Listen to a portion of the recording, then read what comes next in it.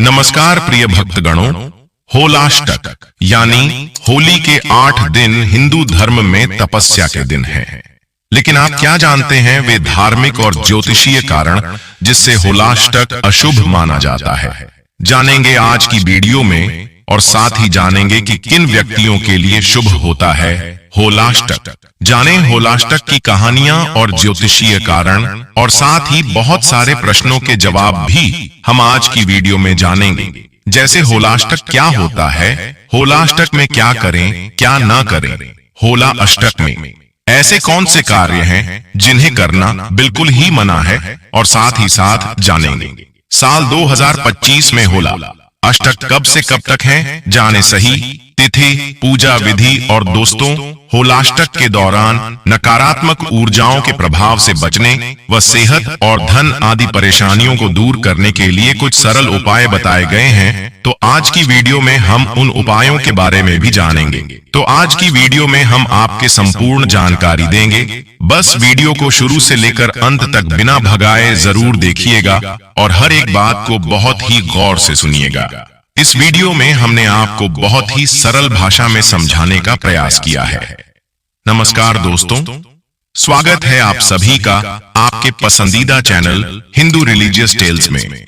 दोस्तों, वीडियो शुरू करने से पहले एक बार पूरी श्रद्धा के साथ कमेंट सेक्शन में लिखिए जय श्री कृष्णा, राधे राधे, और वीडियो को लाइक करके चैनल को सब्सक्राइब अवश्य कर लीजिए। और हाँ, पास वाले बेल आइकन का बटन दबाना बिल्कुल भी ना भूलना।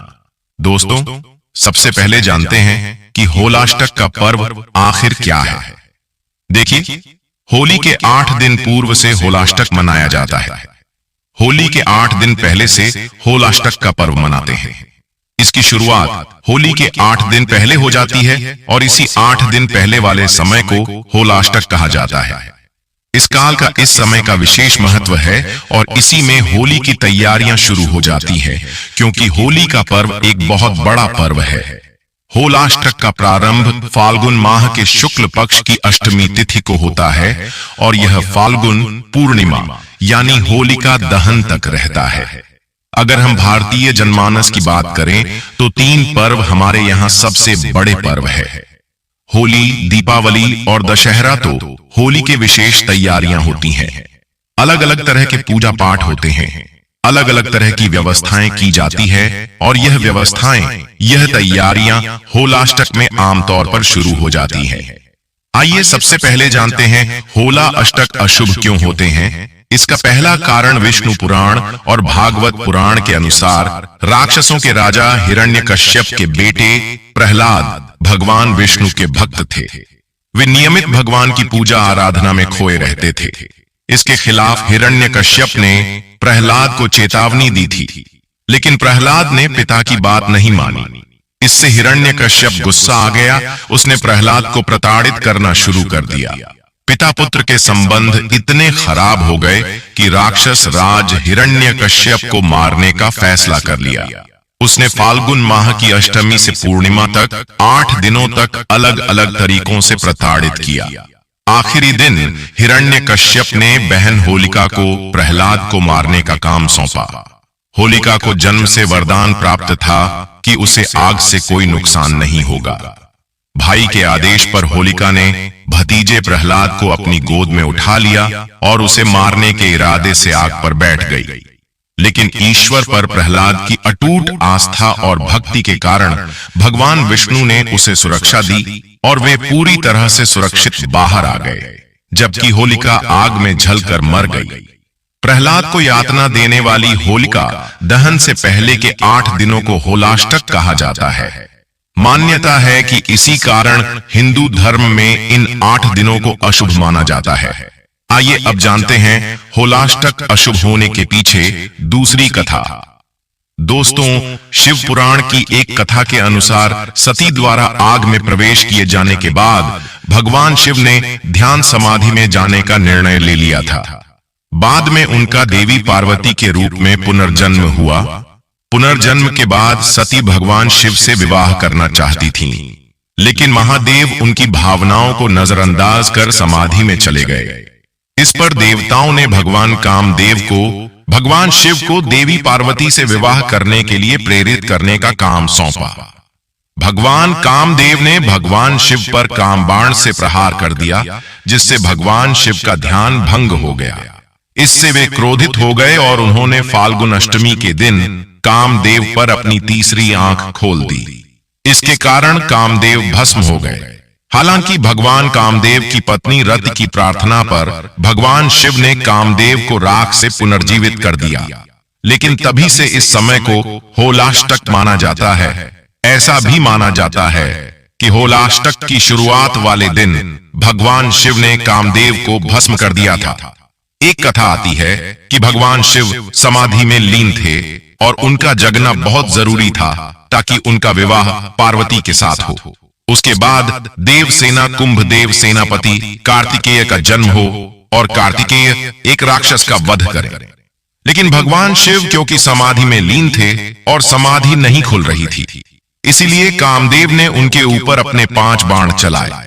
अंततः भगवान शिव ने नेत्र खोले, लेकिन उनका तीसरा नेत्र खुला और कामदेव भस्म हो गए।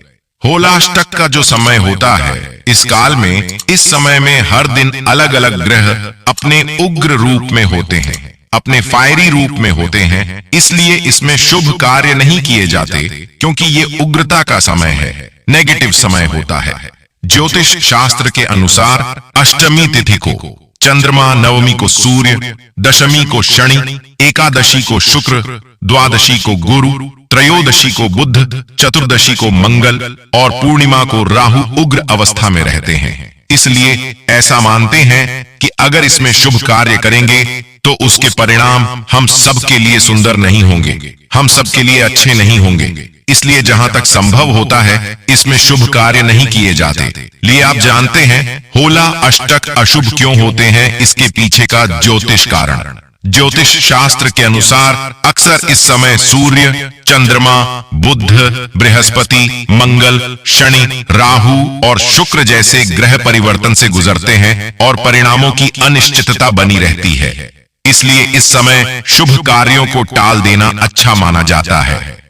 तो दोस्तों, होलाष्टक में शुभ कार्य तो नहीं करते, लेकिन अगर किसी बच्चे का जन्म हुआ है और उससे जुड़ा हुआ कोई शुभ कार्य करना जरूरी है। जैसे मान लिया किसी बच्चे का जन्म हुआ, उसकी छठी होलाष्टक में पड़ रही है तो छठी मनाई जाएगी, छठी को रोका नहीं जाएगा। इसी तरह से अगर किसी की मृत्यु हुई है और उसके लिए कोई हवन होना है, कोई शांति पाठ होना है, वह अगर होलाष्टक में पड़ता है तो उसे भी नहीं रोका जाएगा। यानी किसी के जन्म से जुड़े हुए कार्य को और मृत्यु से जुड़े हुए कार्य को होलाष्टक में नहीं रोका जाता। बाकी सारे जो शुभ कार्य है वो होलाष्टक में नहीं किए जाते हैं। अब यह जानते हैं कि होलाष्टक के पर्व का वैज्ञानिक आधार क्या है।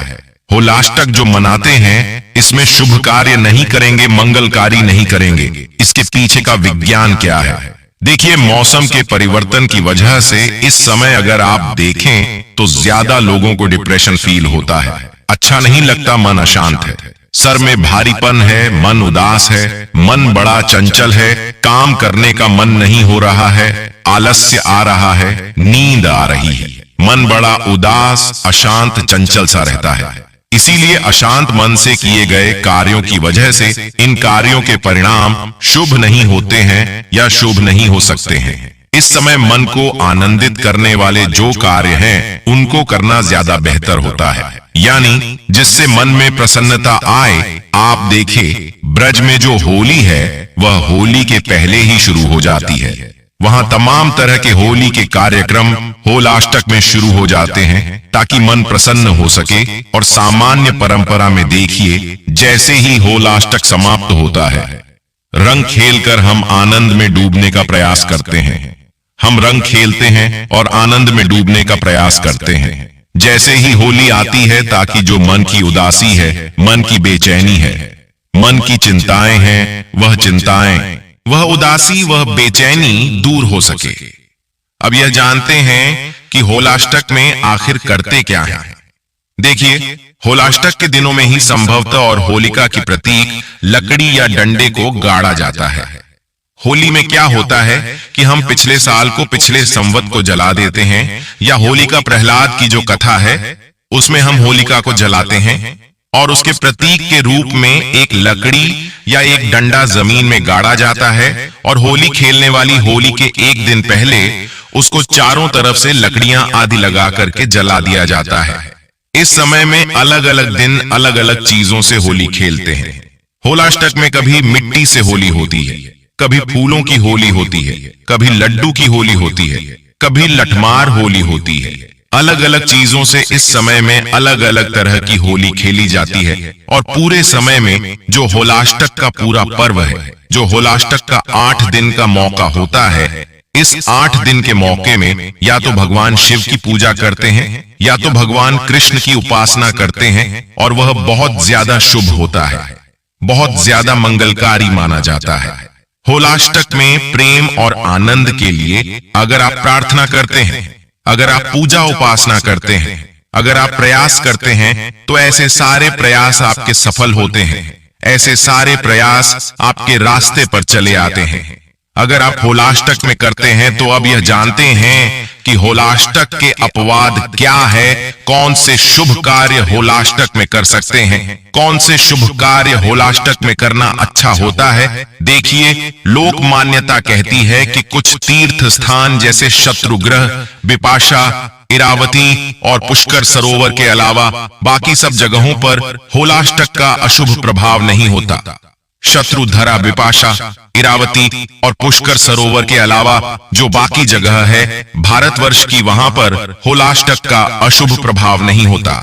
कुछ पंचांग या कुछ शास्त्र यह भी कहते हैं कि पंजाब और उत्तर भारत के अलावा अन्य जगहों पर होलाष्टक का प्रभाव नहीं होता, यानी दक्षिण भारत में, पूर्वी भारत में, पश्चिमी भारत में होलाष्टक का कोई अशुभ प्रभाव नहीं होता और वहां पर होलाष्टक के नियमों को मानने की जरूरत भी नहीं होती है। लेकिन जो नॉर्थ इंडिया है, उत्तर भारत है या पंजाब है, वहां पर होलाष्टक का परफेक्ट प्रभाव, परफेक्ट असर माना जाता है। जन्म और मृत्यु के पश्चात के जो काम है वह निश्चित होते हैं, अतः वह काम किए जा सकते हैं।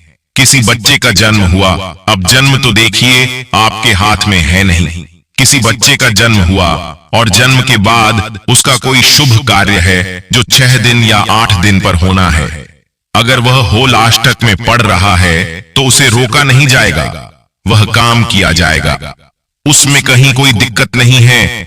या किसी की मृत्यु हो गई, आपको श्राद्ध करना है, हवन करना है, कोई पूजा विधान करना है, निर्धनों को भोजन कराना है, तो ऐसी दशा में भी आप होलाष्टक से परेशान मत होइए।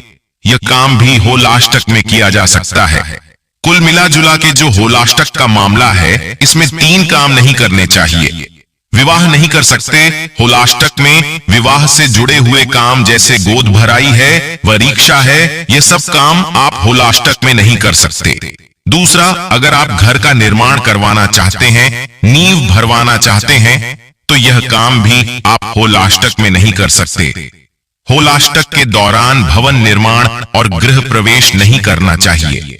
इसके अलावा घर संपत्ति, वाहन बेचना या खरीदना भी अशुभ माना जाता है, अन्यथा इन शुभ कार्यों का भी अशुभ फल मिलता है। तो शादी नहीं कर सकते, गृह निर्माण का कार्य नहीं कर सकते।